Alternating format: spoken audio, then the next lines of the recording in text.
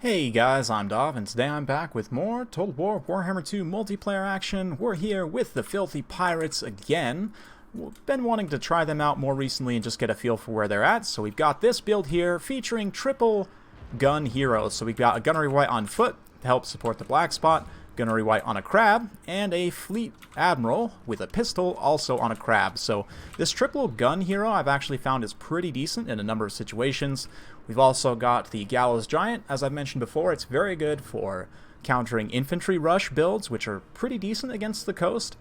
We've got just a bunch of pistols and regular deckhands, a couple polearms as well. And over here, we're already starting some early action with these Scurvy Dogs. I've got 4 units of Scurvy Dogs, which I actually think are pretty decent, especially considering people don't consider them on the Vampire Coast roster. Like, they usually don't bring that many good tools to deal with them.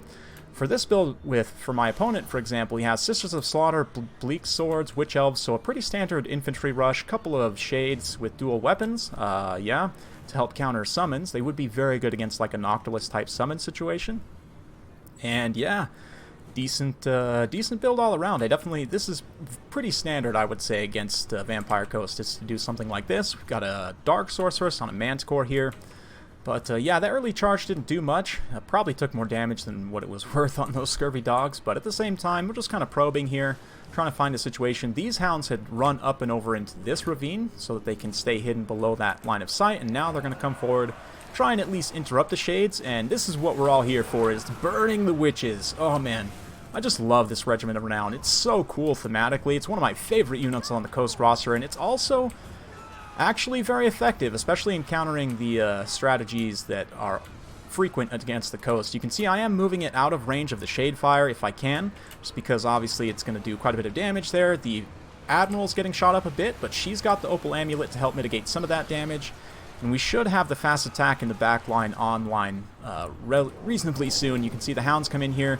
The Shades, actually with an anti-infantry bonus, will have a bonus versus the Scurvy Dogs because they are infantry-sized units, so they're probably going to get cut up pretty quick, but at the very least, if we can keep those Shades interrupted, keep them from firing. You can see the overwhelming fire here has already dealt with a number of relatively expensive Dark Elf infantry units. Sisters of Slaughter starting to push up and around this flank, and we're just going to hit them with sheets of fire.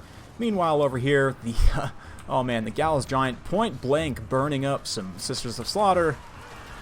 They're all witches, let's be real, right? It's just all burning witches, so with the polearms kind of holding them in place, we're just going to point blank fire downhill. Come on, come on. Oh, nope, doesn't look like he actually wanted to do it. Meanwhile, in the back line, I pulled back the Admiral because she was getting shot up by the Shades pretty bad. Both the Gunnies are still online, just continuing to pick away at various units. We're shooting the Shades, we're shooting just whatever comes into range, really. And yeah, over here, the Gallows Giant still not doing great. Still having a tough time actually getting a firing arc, it looks like, on those Sisters, but some of the units are starting to push the back line. Black Spot are in a bit of danger of getting swarmed by Witch Elves here, but the Witch Elves have taken quite a bit of damage as well, and this point-blank fire as they get interrupted by the Gunny Crab, and we're going to throw a summon out there as well, just to make sure that they can't break through to the Black Spot. We want to keep them as long online and for as long as possible. On the low ground, I think finally we're getting some burning. Yes, I think finally. Here we go. Getting a direct just head burn there. Oh man. Especially with those bald heads the Sisters of Slaughter have. That's really got to hurt. The Gallows Giant just roasting some of them here. Black Spot still holding out. The Crab Lady has healed herself up a bit with some Invocation of the Heck. Pop that Opal Amulet again. And you can see in the back line, the Hounds, just through sheer weight of numbers, have been able to work down some of these Shades. Of course, some summons helped as well. Some Overwatch fire from both the Gunnies has been quite key also. And yeah, I don't know if the Gunnies' bullets, I think they penetrate like many of the other missile-type heroes and lords and stuff, but I'm not sure.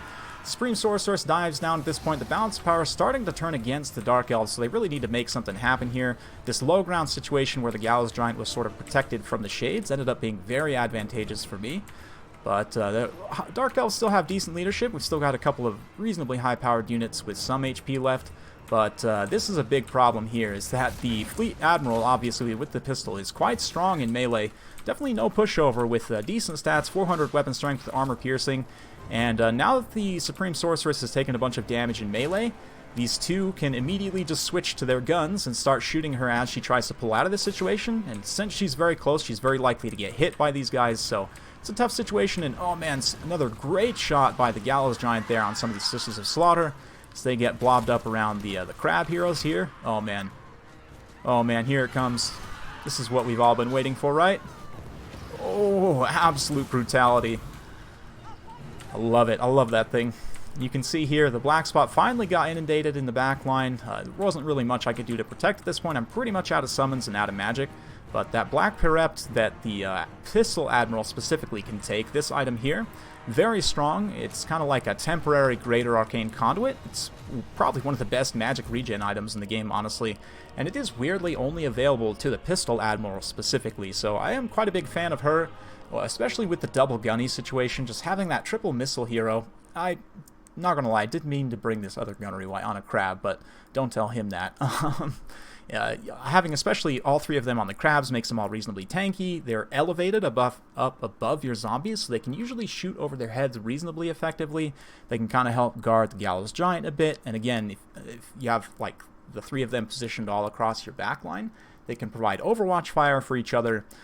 Hounds obviously did quite well. I really didn't highlight them too much, but good hound play is very key, I think, for the Vampire Coast, because your army's pretty slow. When you route units away, you really need to have some hounds in reserve to try and chase some routing units. I didn't really show that much here, but both of these shades, once I got them routed, and several of the units of Sisters of Slaughter as well, were just chased down by these scurvy dogs, and the last of them were finished off, so they didn't come back.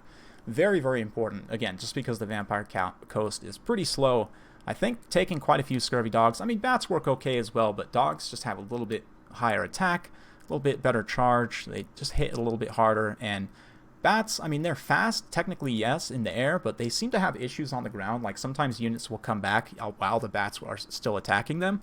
So I just think the hounds are a little bit more optimal there. Yeah, Gallows Giant, like I said, you guys saw it get crushed by the Greenskins the other day, or if you haven't, go check that one out. But this is definitely what it's meant to do here. If you can keep it out of range of the enemy missiles, it will just tear apart your opponent's elite infantry and very much counter that rush. Deckhands, I mean, obviously got cut through pretty bad here. You would expect some pretty good kill totals here, and there definitely are some. But at the end of the day, just 136 kills, especially on some really high-value infantry like Sisters of Slaughter and Witch Elves. It's a really, really good value. So, pretty fun stuff. As for Dark Elves in this matchup, I mean, it's pretty decent here. Shades, I'm not really sold on the extra cost of the dual weapons, and Sisters of Slaughter, I think 4 is maybe a little bit overkill. If you just, here, let's go ahead and maybe just talk about some things. Granted, I don't play Dark Elves that much. I'll fully admit I'm no expert here, but there are some things you could do, I think. Let me check something real quick. This thing has 25% missile resistance. I really don't think that's enough. But yeah, Malekith up in the air, he is a pretty big target, but he can do well here. Or if he's on a cold one, that's even better versus the Necrofex specifically. I mentioned this before, but Necrofeces, yes, Necrofeces, they're not great at fighting characters on horse-sized models, so especially Malekith on the cold one with good AP and just generally decent stats all around. You can take a number of really good effects here. He can self-heal with Soul Stealer. I'd probably just take Power of Darkness and Soul Stealer, and then Supreme Spell Shield might be pretty decent as well, just to debuff your opponent's Winds of Magic, obviously because Coast is relatively magic dependent. You could also consider Circlet of Iron as well for the miscast chance, and maybe Destroyer also, although if you take all three, he starts to get pretty expensive for a unit that's just on a horse with this little HP. You know, taking all three items it's tough, but all three of these items are good here, so there's an argument to be made for all of them. Maybe I would honestly cut the Spiteful Conjuration just to try and save a little bit of cost there. But as for the rest, I might go with just 2 Sisters of Slaughter, or maybe even just 1. The Witch Elves are pretty solid as well, but I think just taking lots of the shielded infantry is probably a better idea. I mean, Hellebroni I think are pretty good here. This list does lack a little bit of bow power, so maybe I might take like a couple Dark Riders just to help counter Hounds, and to maybe charge into the backline, get on like the zombie pistols or something, just cheap units in general.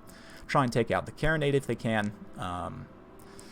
Yeah, and then the rest, I'm not sure. Maybe one more Sister of Slaughter here wouldn't be terrible, or you could try and change some funds around, like maybe you drop the Hellebroni, for just a regular Dread Spear, and maybe then you can buy a couple of Dark Shards with shields. The Shades are probably better for the stock, but it's a little bit much to go all the way up to 950 with this type of a wide build here, but you could also just go full-on Volume of Fire and not bring as much melee punch. It's a little bit risky, but you can do something like, I don't know, like this maybe, with 3 Shades. Could almost squeeze a 4th one in there if we fiddled with some things, like maybe taking less items here. Maybe you don't take the Circlet of Iron, or, you know, that's map-wide, so maybe we'll take the Circlet of Iron, we'll hold off on Destroyer and Supreme Spell Shield also. It's just, I mean, you could take any of them, but just for the sake of this build, let's kind of craft around this. Could take one more Shade here, then this is going to be pretty tough, just because the Shades are reasonably decent in melee. You can protect them from the Hounds with the Dark Riders. You know, they're not going to get shot up too much as they're advancing, and then once they get into range, they can shoot, you know, high-value targets and whatever. It is obviously not quite as strong on the infantry killing power, but you have a good option for hunting, you know, like Noctilus potentially, or even just like the Regiment of Renowned Necrophects like I brought.